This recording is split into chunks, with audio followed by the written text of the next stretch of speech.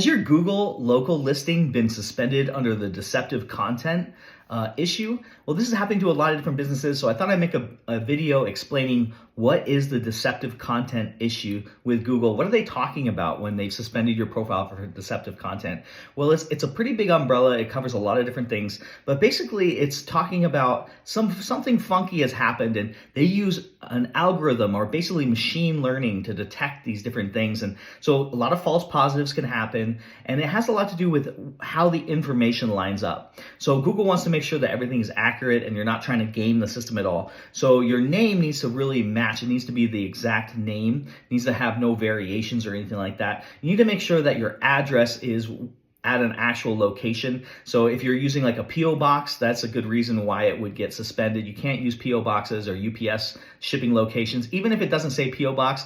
Like if you go get a PO box at a post office and then you try to use their address, that's not going to work either. Google numbers or any type of temporary number that's not actually a phone, it's just based on an app, that's not going to work. That will get you suspended. Anytime that you change information, so if you've had the profile for a long time and you try to update and change certain information, that can sometimes flag it and trigger it. One of the interesting ones that actually happens that I think a lot of people don't think about is using a VPN to manage. So if you're on your system and you just have a VPN running in the background all the time, like because you think it's for security. By the way, side note, does not helpful for security at all. VPNs, that's just a sales technique that they use. But nonetheless, that can get your profile suspended. So don't use a VPN.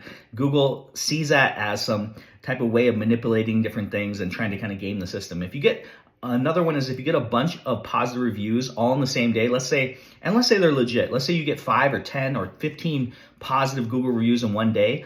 Even if they're all legit, that can still look like you're gaming the system. So I always say, try to get a few spread out, maybe 2 a day or less. And 2 on Monday, 2 on Tuesday, 2 on Wednesday, etc. Don't try to get 10 in one day. That's going to be a problem. If you do a seminar and you ask everybody to give you a review after the seminar, be careful because that could end up getting your profile suspended if 15 or 20 people try to do it all on the same day. So just a little heads up on that.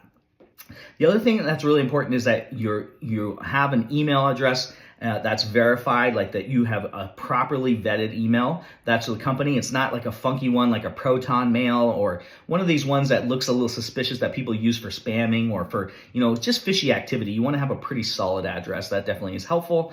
And so these are all the different things. There's a few other things.